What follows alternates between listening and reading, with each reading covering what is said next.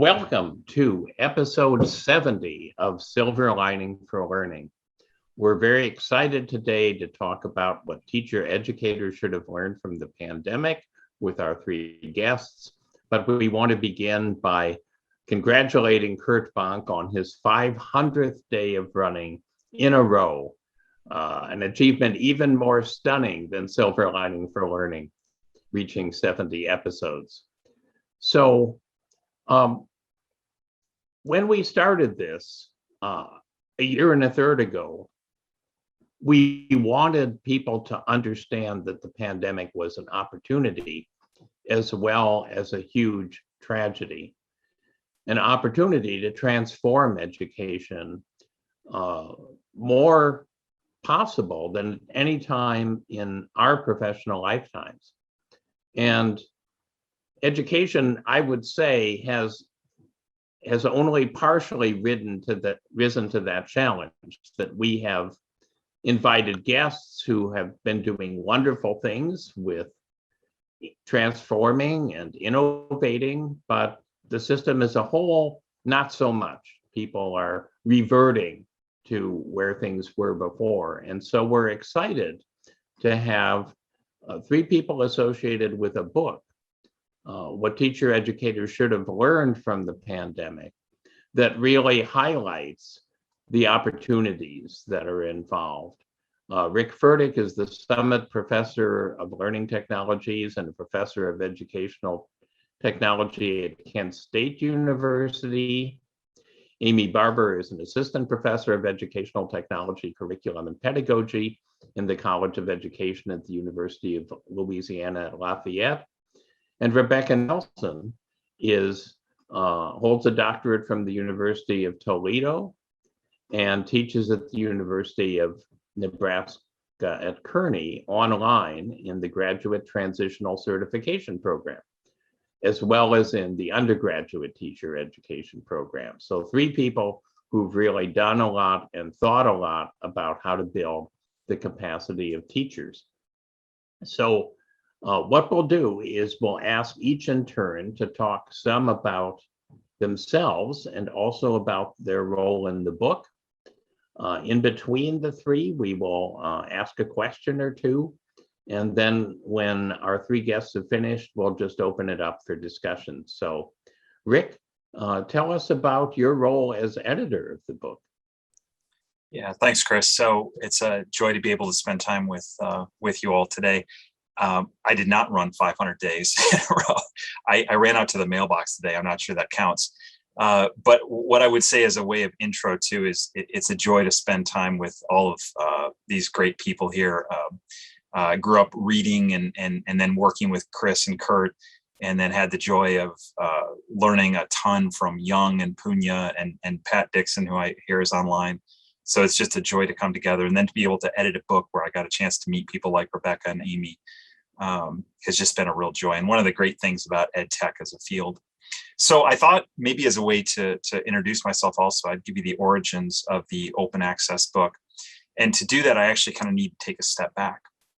So in 2020, in the midst of the pandemic, and of course, everything else that was happening besides the pandemic in 2020, teachers and students were struggling. And if you listen to the pop press, it seemed like K-12 education was crumbling. Now, a lot of us had, boots on the ground. And while we did see a lot of challenges I would argue that people have been talking about for years, we also saw a lot of really innovative and creative things happening. So we put out a call for a special issue for a journal on strategies to support teachers. It was March of 2020. We gave people 2 weeks because we wanted to get something out quickly. And quite honestly, I thought we might get 6 or 8 submissions for the special issue. And we received over 266 submissions in 2 weeks. So that led to an open source journal and an open access book on strategies for K-12 teachers to support teaching and learn during the pandemic. And I would encourage people to look up those free resources.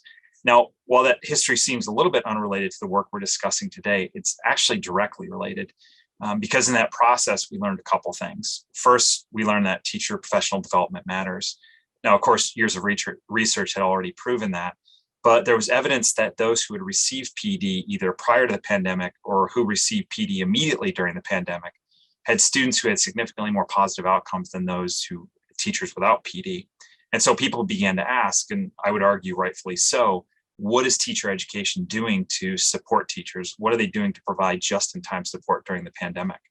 And the second thing that we saw in that process was teachers, and dare I say teacher educators, were telling us that they just wanted to get back to normal. I heard that 1,000 times. They just want to get back to normal. Now, I understand that 2020 had its own share of problems, but there were also some good things happening. So for instance, we saw teachers start to use technology to support teaching and learning, those same teachers who wouldn't have done that before the pandemic. We saw parents get involved in new ways to support their children. And we saw teacher educators reconsider the role of online and blended instruction for their delivery mechanism or their focus of instructional content. So was everything peaches and roses? No, of course not. But there were too many good things happening to ignore it and just quote unquote, go back to normal. And therein really lies the impetus for the book. We asked teacher educators from around the world to pause and tell us what they learned and what they didn't want to forget. And we did that selfishly for two reasons. First, we wanted to remind teacher educators that there are actually some really great things happening in teacher education that deserve their attention. So while some people quite honestly kind of waited out the pandemic, you had people like Aimee and Rebecca, who were authors in the book, who were working hard to be innovative and change practice for both current and future teachers and their students. And the second reason for the book is we wanted to capture those best practices to help people avoid going back to normal if there ever was going to be such a thing. So I could talk for hours about that, but let me just end by saying a couple quick lessons for this. Things that we can continue to discuss in the conversation. First, to be a little bit meta-analytic. Open access publishing for education is so important. I know we're not the first ones to beat that drum, and I know there's a lot of issues to work out, but we were able to reach a lot of people through rapid and open access publishing. And I think that's something we need to continue to do. And then second, we shouldn't have to have another year like 2020 to make teacher educators pause and ask important and tough questions about the profession. So I hope that this book, and I know the authors hope this book, becomes a model for something we do a little bit more regularly. So my colleague, Rhonda Bondi, and I co-authored one of the chapters, which we're not going to talk about today, but it was an example of what Rick is describing. We used mixed reality simulations based on digital puppeteering to help pre-service teachers validate that they were ready for certification because you couldn't do conventional student teaching, and to help in-service teachers practice skills that had been disrupted by the pandemic. And what we talk about in that chapter is that we know that pilots are better if they've both had experience in a flight simulator and they've had experience flying a real airplane. Why wouldn't that be true for teachers? And why would we want to go back to giving up something like a flight simulator for teachers in this push to be to the normal? One of the things we've talked about as hosts is that we don't think that we're ever going back to 2019. It doesn't appear that the pandemic is going to be completely controlled. And it doesn't appear that this might be the only pandemic that we face. So why do we want to bring up a generation of teachers who can't cope unless they're in a conventional classroom setting? Why wouldn't teacher education recognize its responsibility? I'm sure in medical education now, people are teaching doctors how to do telemedicine because guess what? That's what the future is going to be. So I really hope that people take the book seriously. Questions? Jan, Kurt, Punya, anybody have a point you want to make? Well, I was just wondering about not only how you support teachers, but I think Chris, follow up on what you said. I hope maybe Aimee and Rebecca or Ricky can help us address this. If anyone actually was talking about how the online teaching changes the relationship with students. It changes the pedagogy, it changes the environment. How do you teach? I was just wondering if any insights you want to share with us. Aimee, do you want to go next and talk about your chapter and your role? Sure. I think that's a good lead in too, because basically, so I'm a former first grade teacher turned teacher educator. This is my 8th year in teacher education, and I'm incredibly passionate about the opportunity gap and really providing all kids with the highest quality of learning and doing that through empowered and equipped teachers. And so whenever the pandemic happened, a lot of different people were kind of freaking out, like, what are we going to do? This is totally different than I've known my profession before. And that included teacher educators. And so what my colleagues, Doug Williams and Marietta Adams, and I wanted to do was more of a reminder to teacher educators like, hey, this stuff, what makes great teaching. So let's start there and then transition to what kinds of technology can I leverage to do the things that I know make great teaching. And so that's really what we wanted to say was maybe instead of jumping to, okay, I have to get my microphone set up and my learning management system. I have to, make some decisions about this. We have to figure out meeting times. Let's just back up and start with what do I know makes great teaching? And now let me try to match those technology tools to that. And in the process of that, finding out what worked well for certain things, what didn't work well, looking at next steps for future research or future educational technology needs that currently don't really have a matchup with best practices in face-to-face teaching. And so our chapter, Using Knowledge of Effective Pedagogy to Design Online Learning Experiences, Restructuring Teacher Education Coursework to Reflect Virtual Learning Shifts. We were really looking at, let's back it up, talk about what we know makes great teaching, and then build out some sort of support structure for how to go about putting that into an online platform. And so we really narrowed it down to 5 different factors. One of them had a lot to do with organization, clarity, purpose. In a face-to-face class, teacher candidates want all of those things. They want you to have an organized syllabus. They want to know what assignments to expect. They want clarity in the course assignments. They want to feel like there's some sort of purpose. This is connected to my field. They also want that in an online environment. So how do we transition that? So organization, clarity, and purpose was the first one. The second one was developing connections among students and instructor. Like you mentioned, that's a little bit different to do online, but we can still do it. How can we do that online too? Because it's effective in either scenario.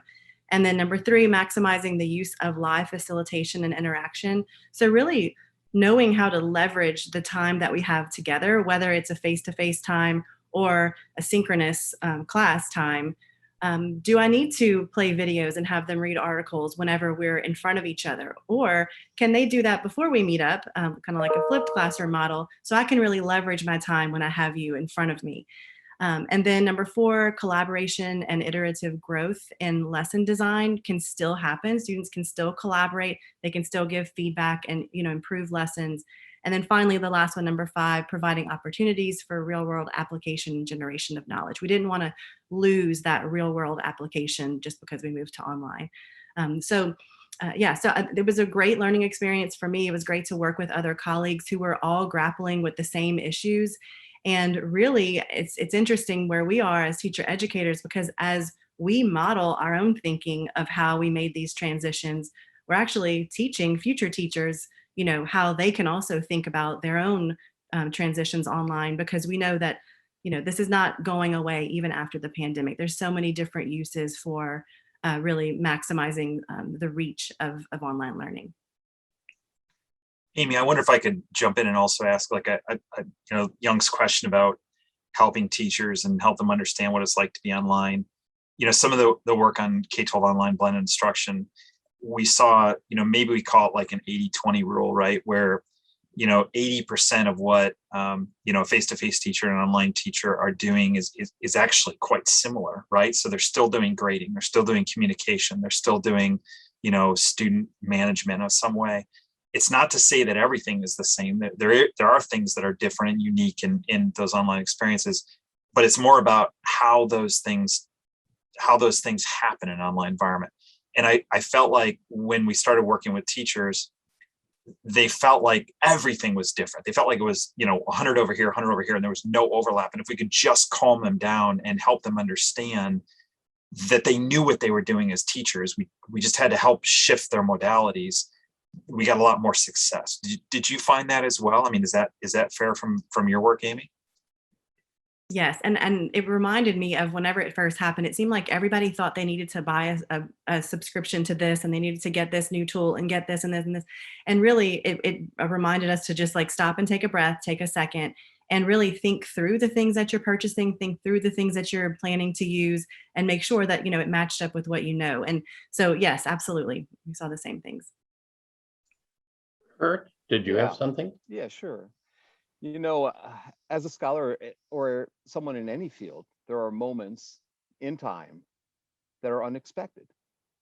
When you write a grant, you might not know where that's headed, actually. You might not know where you're going. When you do this book project, it says 46 authors. I just finished one with 46 myself, but I had control over that. I knew who the authors were. You didn't necessarily know who they would be.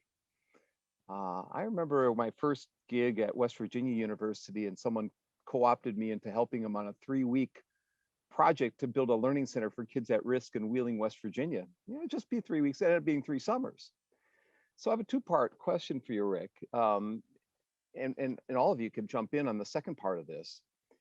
How the heck did you manage your time to accomplish this project, even think about doing it? I mean, what kind of medicines did your doctors give you to calm you down after you got all the manuscripts in? I mean, it's a daunting task. How did you subdivide it, and what kind of leadership skills does that require? And the second part, and the more important part, is we've been trying to figure out for 1.5 years, what's next? Where are we going? You got a glimpse of that by looking at all the manuscripts being submitted to you. You could see some themes there that maybe were unexpected, that teachers are interested in, that teacher educators are interested in, that they're seeing on the ground that there's a big need.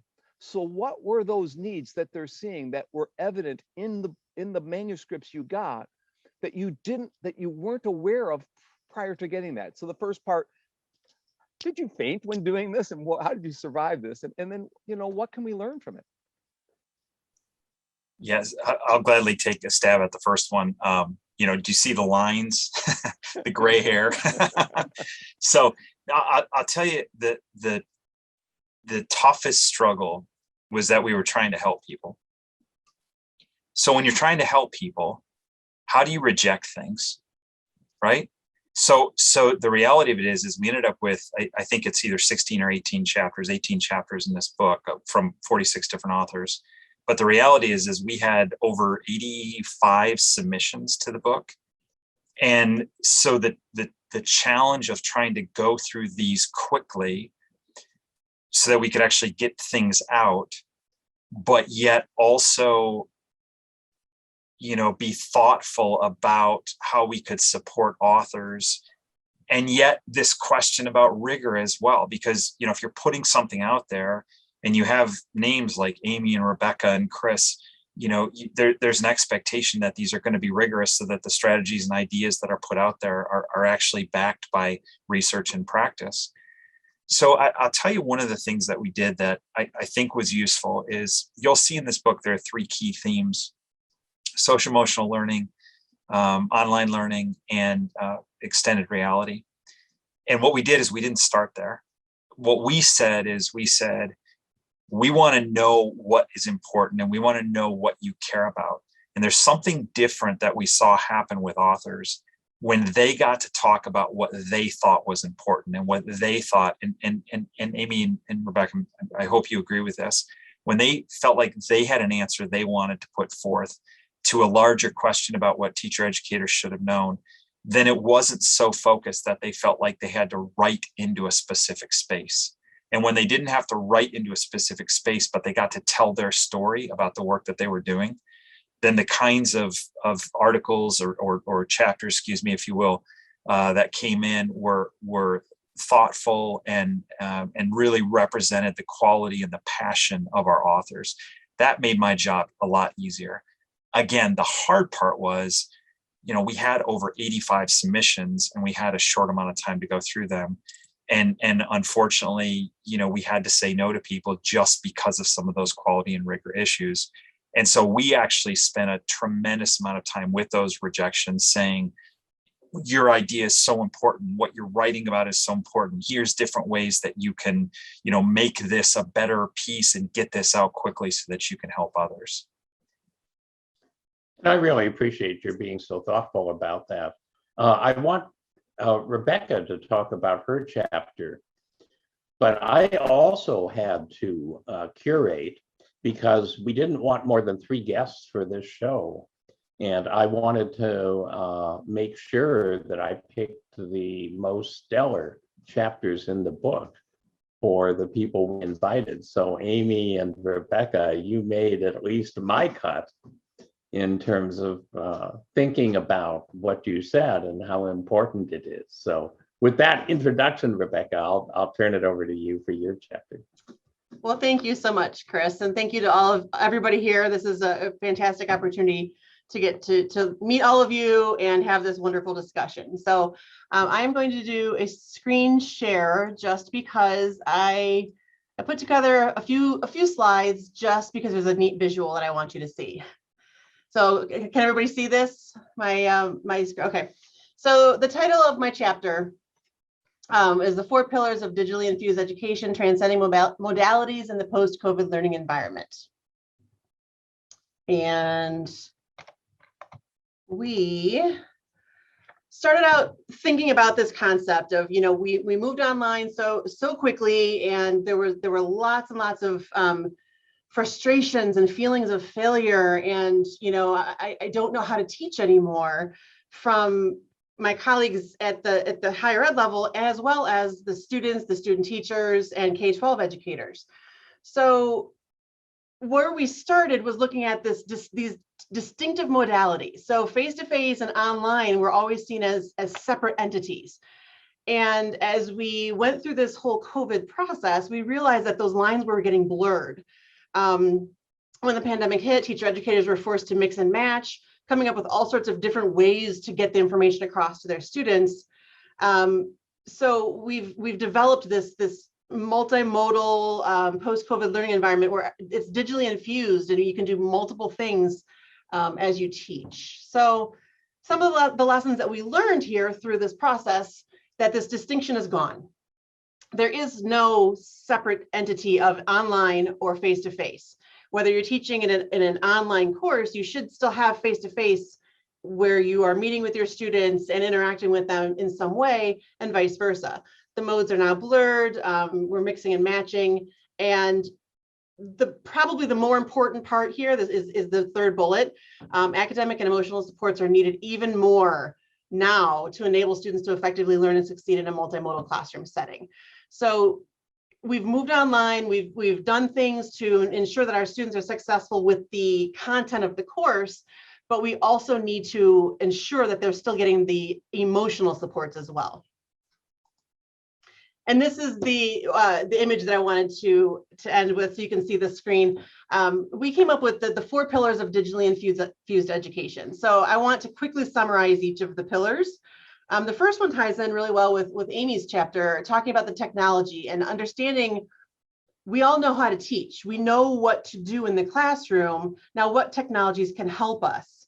We need to identify and adapt, look at alternative ways to teach using technology, innovation, instructional design for our for our teacher educators, to build upon as they go through our programs. They need skills where they can, that enable them to navigate and analyze online resources, self-regulate, manage their own learning, which is really, really important, and critically analyze the information that they obtain from all of this process. It challenged teachers and teacher educators to go outside of their comfort zones, to start using tools that have been around, but they haven't really utilized them in their own learning and in their own teaching. So it's asking them to come out with, step outside of that comfort zone, use new technologies, and share their experiences with each other. The second pillar then is flexibility and adaptability. This was huge. This environment is evolving. It's constantly changing and becoming something that our parents and our grandparents and our great grandparents, when they thought of education, they didn't see it the same way as now we are looking at it. Students' experiences with this sudden transition, it affected their involvement. I know I had that situation where students were so overwhelmed and anxious, and their involvement in the class just went away because they were doing everything that they could do just to survive.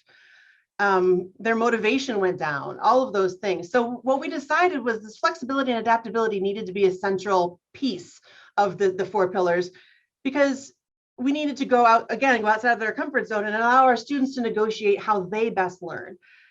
Giving them different tools, flexible assignments, utilizing flexible due dates, alternative assignments, those types of things.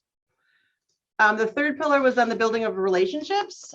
Important whether you're in face-to-face, online, or this new concept of these blurred lines. Students, as humans, we value connectivity. We value these connections. So we wanted to ensure that even if you're in an online course, you're still building those relationships and having those roles. Strategies that you normally would use in a face-to-face class were not readily applicable to an online type of class in remote learning environments. So again, it was asking our teaching candidates to step outside of their comfort zones and do different things. Create a sense of social presence on in their courses. Do regular check-ins, provide feedback, interact with their students regularly. And then the last pillar, of course, is pedagogy of care. We can't have this discussion without talking about this pedagogy of care. This is taking into the social emotional learning of our students. Nell Nodding's pedagogy of care. So demonstrate genuine care, engage in regular and ongoing dialogue, provide opportunities for participation in various ways, not even verbal communication, but written, creative, artistic, those types of things, and then give confirmation to those who do participate, and encourage this pedagogy of care to continue. So that's what our chapter was about. And so I'll stop my share. And Jan, do you have a question? Yeah, thank you. My question is kind of really asking like Rick as the editor. It's just, in tough situations like this, where does knowledge come from? That's right. Actually, I'm very curious. You have teachers who are inventing their way of teaching. You have teacher educators who are inventing their way of teaching. But we also know, we are all in schools of education. There are many professors, teacher educators, as well as teachers. They were overwhelmed at the time when you were doing editing. So I was just wondering, this is more like a speculation, but Rebecca and Aimee, feel free to jump in. You say, where did this knowledge come from? Who leads this big innovative movement? And how is that, through your editing of this journal, really judged and evaluated? And how do you know the ideas in your edited volume are good ideas? And who are the people who invented those ideas? Yeah, that's a really good question. And I know you're asking me because I know you have a good answer to that question, because I know that's something you study well. So I'm looking forward to your answer on that as well. But let me give you the procedural answer first, and then let me give you a different answer. So the procedural answer, and this also goes back to Kurt's question. So all of our chapters were peer reviewed, which that was one of the bigger challenges in such a short time frame, was making sure that we had reviewers. Now, the funny thing is, most of the reviewers, you give them 4 weeks to do it, and the last day they get a reminder that they have to review stuff. So if you give them a shorter time, they'll still do it. They just still wait till the shorter time frame. So they were peer reviewed, and so I think there's an interesting question of what counts as knowledge or what counts as value as far as peer review. Although then I do go back to that other question of when you're in a pandemic, especially, and you're trying to help people, where is the value of putting ideas out there and then having people consume the ideas, and whether they find those ideas interesting and valuable and important. We ran a MOOC once where we had future teachers, in-service teachers, and K-12 students all in the MOOC, where we talked about education and what was education and how technology impacted education. But the interesting thing is we didn't tell people what role the people had. And some of the most interesting ideas came from K-12 students who wanted to be teachers. And you would have in-service teachers go, wow, that's a really, really good idea. Wow, that's great. And then later on, happened to find out that they were students, and they said, oh, no, wait, no, that's not a good idea. No, never mind. That's not a good idea. And so I think there's this interesting idea of when it comes down to it, we all, I think the people I'm looking at on the screen are really good examples of forward-thinking, innovative, teacher educators. But the reality of it is that there's a lot of schools of education where there's not a lot of innovation taking place. And, the first COVID book that I mentioned, we actually invited teachers, K-12 teachers, to participate. And some of the most innovative chapters came from those teachers. So I really think, that's another meta-analytic question for this book is, when it comes to a problem that needs answers, do we wait for the academia to come up and tell people the answers, or do we really continue to rely on the people in the field to support the kind of innovation that might change practice more quickly? Aimee and Rebecca, I know you both work with teachers as well. I mean, what are your thoughts? Well, I just think it's important to note that as teacher educators, we do have a lot of creative freedom and autonomy in our courses. And so I know for me, this knowledge was being generated, like you said, Ricky. We wanted to help other teacher educators who are kind of going through the same thing, and hey, look at my ideas, look at what worked for me, just sharing as much as we could. But this work was happening on the ground in real time by the practitioners and professionals in the field who are doing this work every day. And I think that if we kind of connect that to the teaching profession, the K-12 teaching profession, I know in some cases, in some states, it is more restricted on what they're able to do. And so how can we really, learn from that side of things, where if we really empower the voices of teachers, the practitioners who are on the ground doing the work to make the decisions that are student-centered and that they feel they can use, I think we would get a more abundant kind of volume of knowledge that could be shared widely if they were built in with the support and time and systems to be able to share their voices. Well, I raised that question, Rainey, Rainey, for two reasons. One is that I know you guys would come up with best answers, so that was really be nice to you, but not really. There's in teacher education, there are really two discourses. One is you have the state mandate, all this mandates, which is it's kind of wrong, in many ways.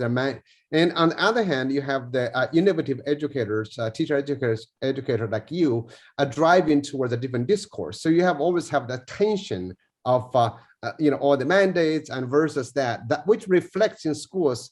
Another reason I was really kind of throwing that at you is because I'm only struggling right now is about peer review.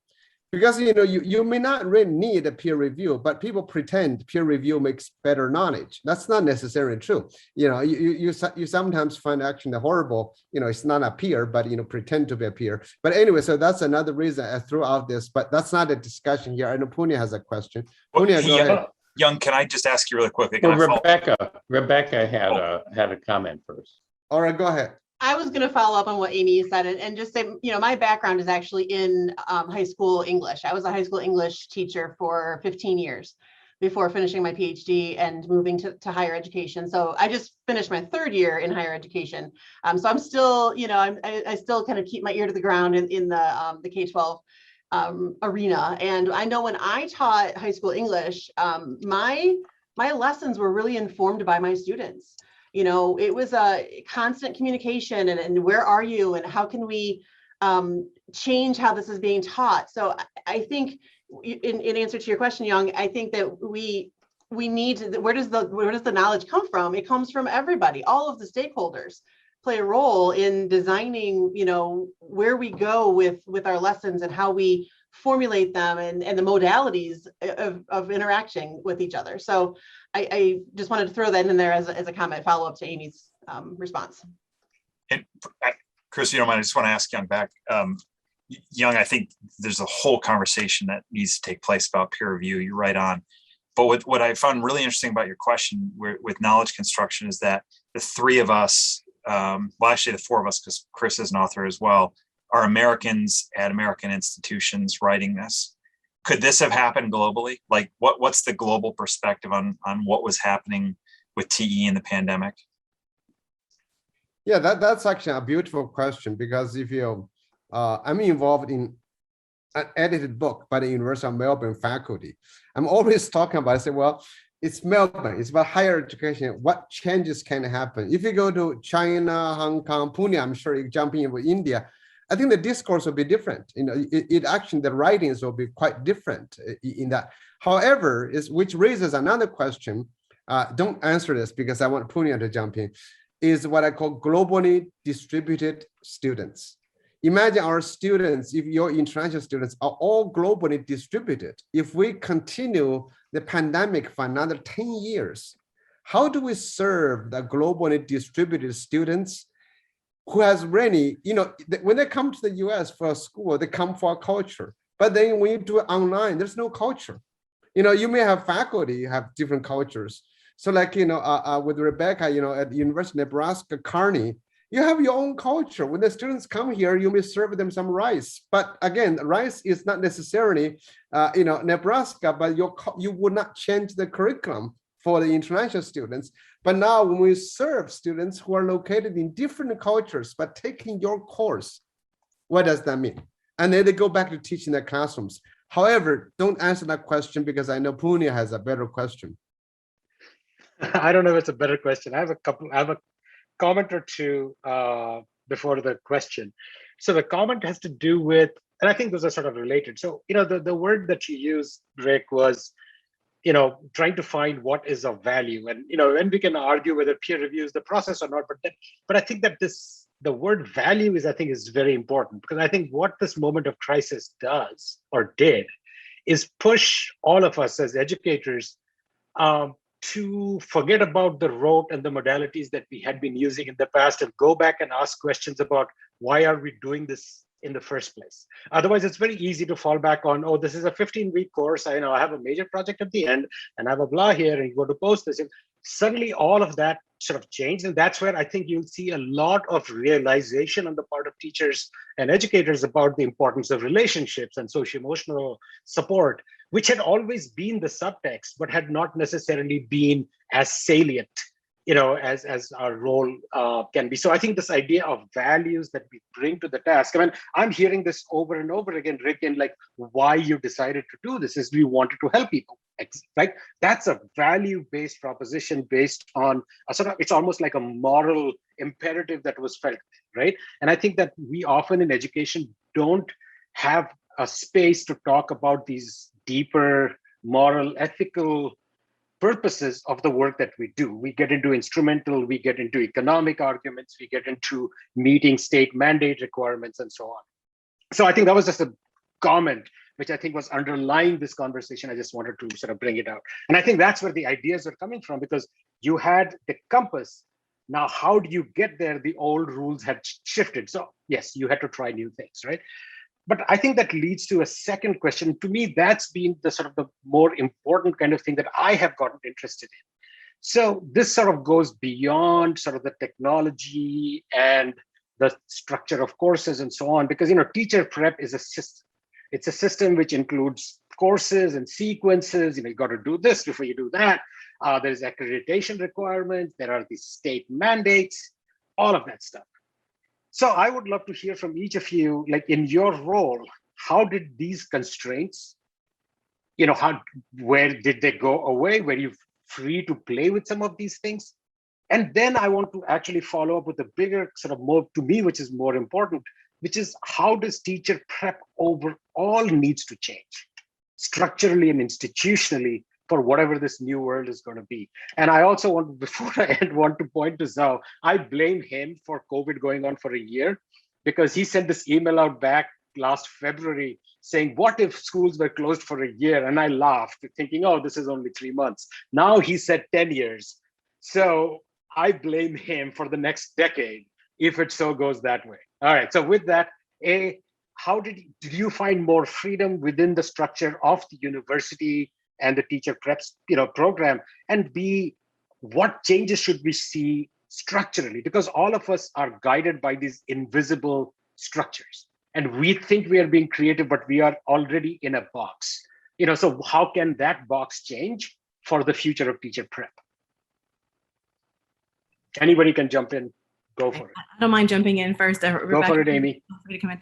I think it's so important that the questions that you're asking, because I think that if we all live in our little silo of our course and we structure it really nicely and we do great things, and but we don't see the bigger picture of the full system of teacher prep, I think that we're really missing something. And something that I'm really interested in is the apprenticeship of observation. So our students who come to us as just fresh out of high school have just gone through 13 years of a schooling experience as an apprentice, watching, observing this profession that now they think they know because they went through so much of it. But what was it like? What were the good pieces, the bad pieces, and how do we receive them as freshmen and allow them a space to kind of poke holes in their own schooling experience so that they can see themselves as almost like makers of the future of the profession to, in some cases, remedy some of the things that they experienced that weren't so great because they come ready for that. But a lot of times, like I'll receive them sometime as juniors and they've never really been asked that question. And so actually right now at the University of Louisiana at Lafayette, we are restructuring our full programs. We started by getting the full faculty to collectively write a new mission statement, which was challenging, but we did it, and we did it online. So, that felt really good and promising, and it's on the website now. But now we're really methodically looking at each year, how can we scaffold and vertically align, some threads of inquiry, some threads of educational equity, that they're not just receiving these as one and done, as part of coursework. But there's more work to do, for sure. Of course. Rebecca, Rick? Yeah, I agree completely with Aimee there in that in the comments that she made. It's difficult because, like she said, we get these students straight out of high school and they've been watching a certain way of teaching, a certain way to set up a classroom, a certain way of doing the job of instructing, and that might have been okay 50, 100 years ago, but we need to encourage them to look outside of that box. We need to encourage them to create a different shape, maybe create a triangle or a circle or something else besides that box and that structure that everybody is so used to as the way that education is formulated here in the United States. I actually had, in 2012, I went to England. I went to the National English Teachers Conference in England. It was in York in 2012, and I was blown away. I was fascinated at the similarities that their English, the standards and those things, how they were similar to the US, but then also on the other side of it, how different it was. And just, I think that's so important for us as teacher educators to encourage our students to look at other means, other ways of teaching. How do other countries do something?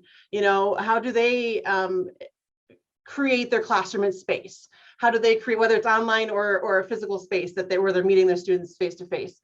And I think that's okay to do that. And it's not saying that the way that we've been doing it is wrong over all these years. It's just, we need to continue growing this educational field. We need to grow with the world around us. And I think in some ways people have stagnated. And I think that getting everybody on board with making changes is going to be difficult, but I think that we need to. I think that this talk, this opening up these lines of communication and explaining why we're doing the things that we're doing, especially now after this past year, especially now with COVID and shifting the way that we give information to our students. And now the current generation going through the schools, K-12 and now even in higher ed, some of them don't know a world without technology in their hand. They were born having easy access, quick access to information, whereas older generations don't really understand that because they weren't, they had to go to a library and look things up in an encyclopedia or whatever.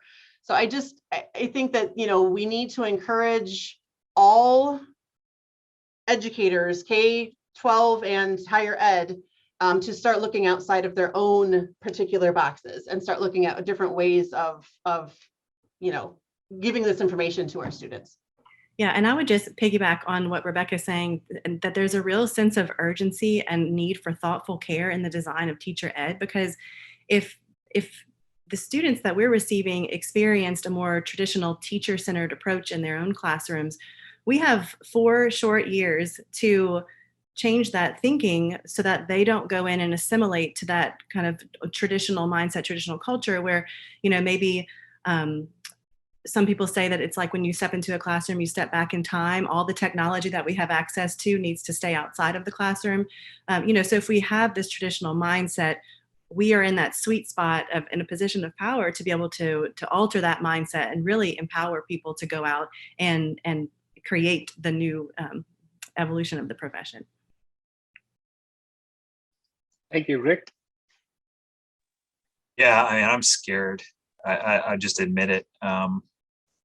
When the pandemic hit, I had all these people come up to me and they'd say, "Hey, Rick, did you hear about this new thing called K-12 online learning?" And these are my teacher educator friends. I was like, "Wait, what? You mean, the thing that has been going since 1995? The thing that we can't get colleges across the US to give practicum experiences and helping prepare, teachers to teach in these environments? I mean, that you talking that?" Or I would say to a lot of teacher educators, "Hey, you gotta see this work we've been doing in 360, or I want you to read this chapter by Chris and Rhonda, and they talk about XR." And they say, "Why? I mean, we don't need to. The pandemic will be over and we don't need this stuff anymore."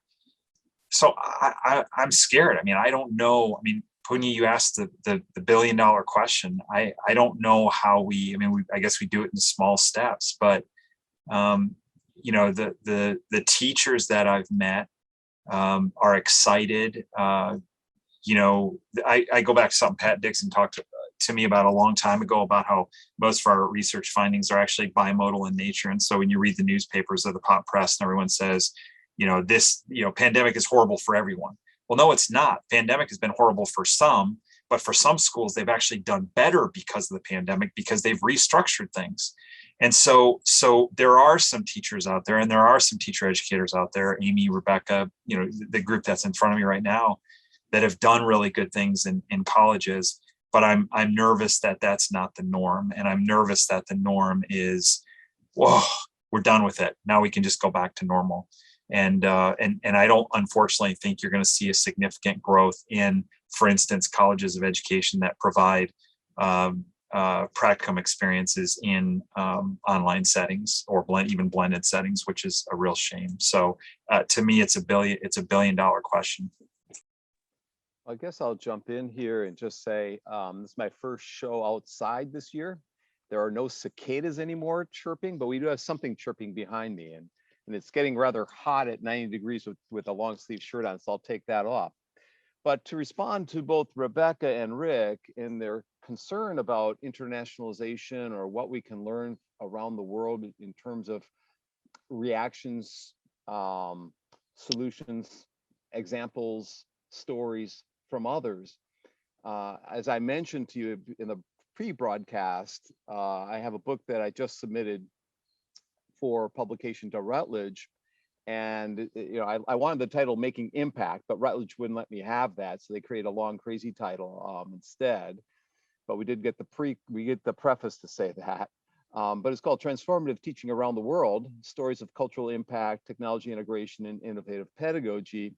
And in there we have sections on personal transformation, innovative education, teaching with tech, pandemic practices is just one part, English education, Rebecca, and collaboration, active learning strategies, global ed, and overcoming challenges. And there are 23 odd countries represented in the 42 stories within the book. So from Costa Rica to Uzbekistan and Kazakhstan and Cyprus and Finland and Morocco and Mexico and India, New Zealand, and Singapore, Taiwan, and many other places. And they talk reflectively about, and most of these are Fulbright award-winning teachers who came to Indiana and have gone back to their countries. So these are the top teachers in all of India, the top teachers in New Zealand, and so there's fantastic stories. So, Rick, I'm trying in terms of a follow-up to your effort. Maybe we can combine our two projects together and somehow have a symposium of the different teachers that you have from mainly the US. I assume you have some other countries, and then my teachers from around the world. We could have a comparison and contrast debate panel or symposium at site conference or somewhere else. We'll have to think about that, Rick. So anyways, if anyone's interested in any chapters, write me an email and I'm happy to share pieces with y'all. So I wanted to jump in there and just say, please contact us, Rick or I, and find out what we're doing. So, sorry, Chris, I was just gonna invite you to talk about your chapter and why did you write a chapter in this? Me? Yeah. Well, because one of the big direct impacts of the pandemic on teacher education is that you have students who need to be certified. And the traditional mechanism for certification is a certain number of hours of different kinds of classroom instruction, face-to-face. And then you say, well, we can go ahead and certify this person with confidence because we know that they're not going to go out and do harm, and hopefully they're going to do good. And that was not possible with the pandemic. And you can't very well say to these pre-service teachers, well, just wait around a year, until things change, and then we'll be able to certify you and you can go make some money. Just put yourself on hold for a year. That isn't going to happen. And so mixed reality simulations are, I would argue, an effective way to do much, but not all, of this validation of competence, in the same way that flight simulators are a way to do much, but not all, of certifying people that they're capable of being pilots for real airplanes. But I want to go to who owns this problem of the profession stagnating. I mean, who ultimately is responsible for this? And I think ultimately the responsibility is teacher educators and in a larger sense, schools of education. Because when you talk to people, they'll say, well, the state means that we have to do this, and the content areas mandate that we have to do that. And so ultimately we're just really helpless. We're kind of tossed on the waves of people telling us what to do. But we're a profession, or we claim to be a profession.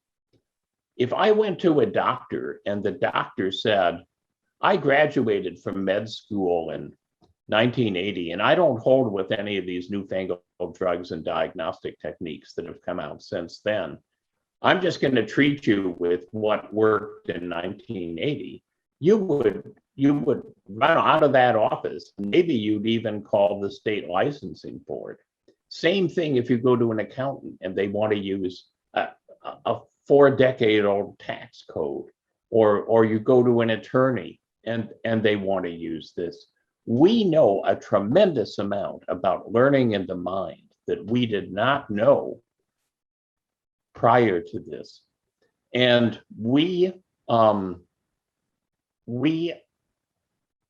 that's documented in things like the National Research Council, how people learn too, which anybody can get for free as a PDF. But the teacher education profession is not stepping up to say, maybe it's time we should stop using leeches.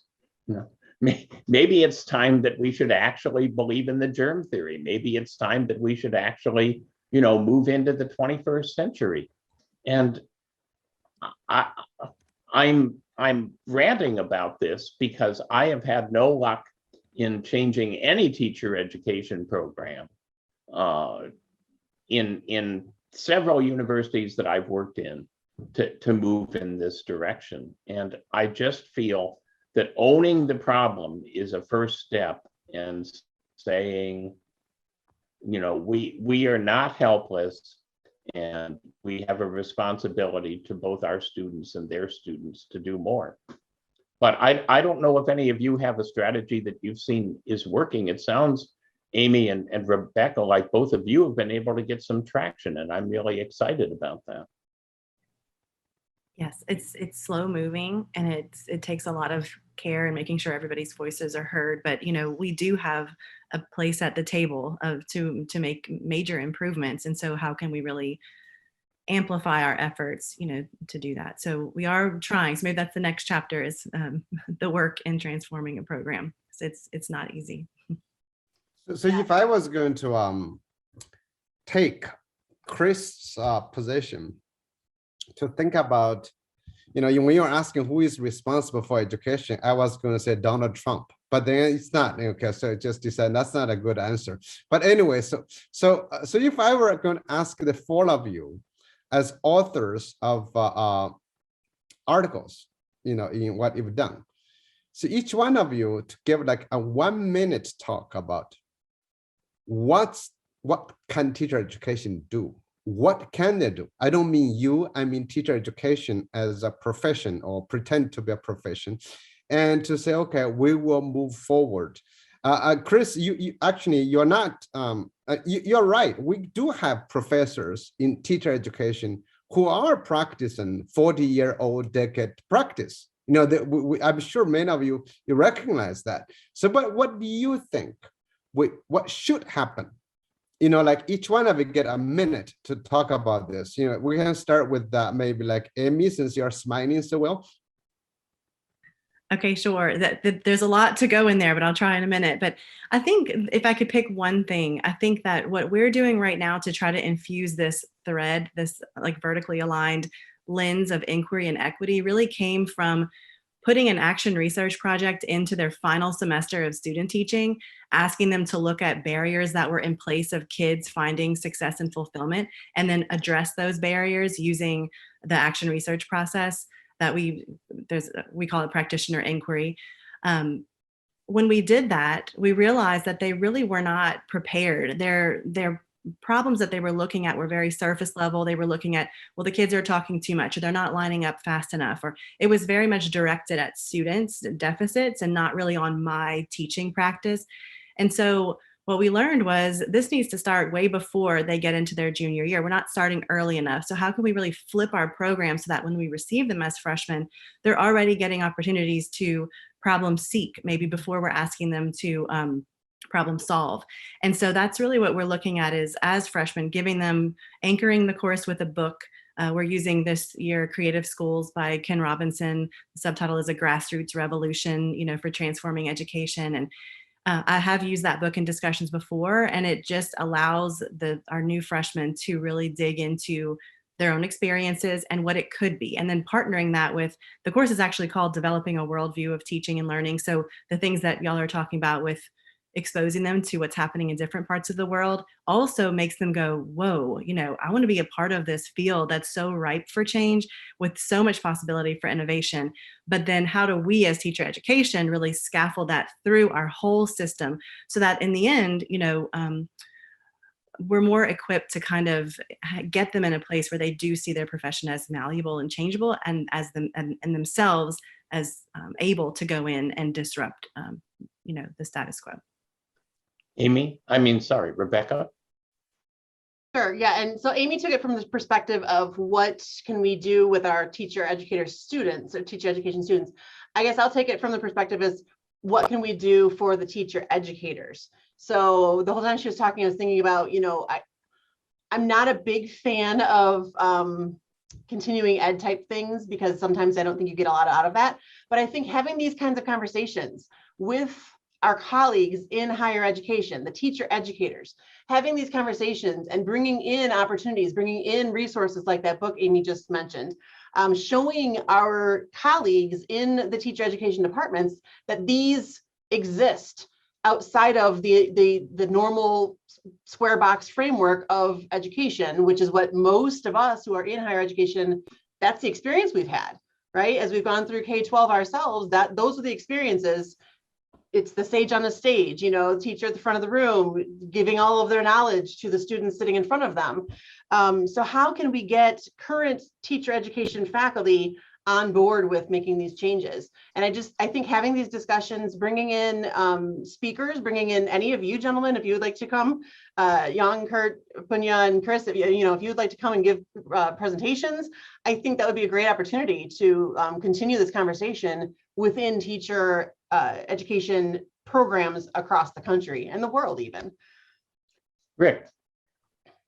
So I've heard it said that, in today's day and age, you have a good likelihood of offending someone with what you say. So I'm going to set out to upset everybody with my comments, and I'm going to pick on everybody. So, I mean, I think teacher education students need to come in, because most of them are coming in now with more experience with technology than teacher educators are, to go back to your tech or your doctor example, Chris. So I think teacher education students need to ask hard questions of teacher ed faculty. I think teacher ed faculty, they were, some of them became almost existential during, the whole adage that if you're drowning in water, you don't care that water's H2O, you just care that you want to survive. And many became existential of, it doesn't care what theory we subscribe to, like, we just got to help teachers. And if the pandemic does pass, don't let that feeling pass. Like, let's find a way to focus on helping teachers. I think department chairs and deans need to find a way to reward teacher educators that are being innovative, because there are innovative teacher educators who sometimes get swallowed by the status quo at schools. And then the final thing I would point to, because, hey, I've got a minute, but I'm just going to try to pick on everybody, is, Young taught me this back in our days at Michigan State with his friend, Carl Levin, who I was sorry to see pass recently. But Carl and Young, there's a great relationship between policy and policymakers, and I saw this in Florida as well. And they would direct funding towards, I think at Florida and University of Central Florida in particular, it was developed towards a center for, at that time, literacy and literacy certification. I think there's opportunities to direct funding in states to between policymakers and teacher educators to try to improve teacher education.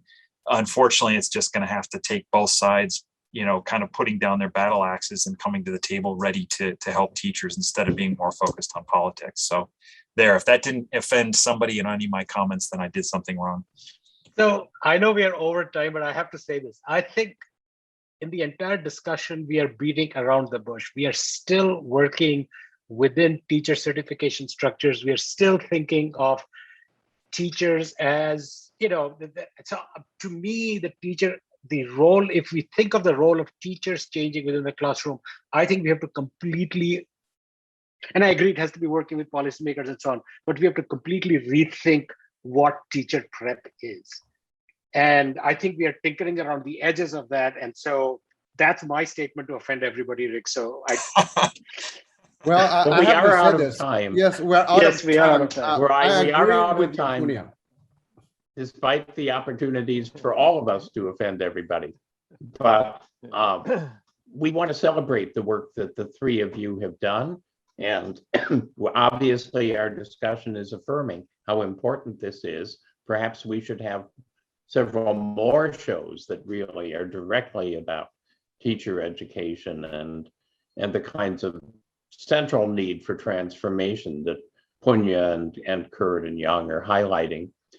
Next week's episode is a host reflect episode, but this particular host is not going to be reflecting next week. I'm going to be picking up my younger daughter from an internship in Delaware and being in a beach town and taking a Saturday night off. 2 weeks, however, I will be back and hosting an episode on STEM education in and out of school that I think will be very interesting and exciting. So thanks to all of you for coming today. Thanks to our guests.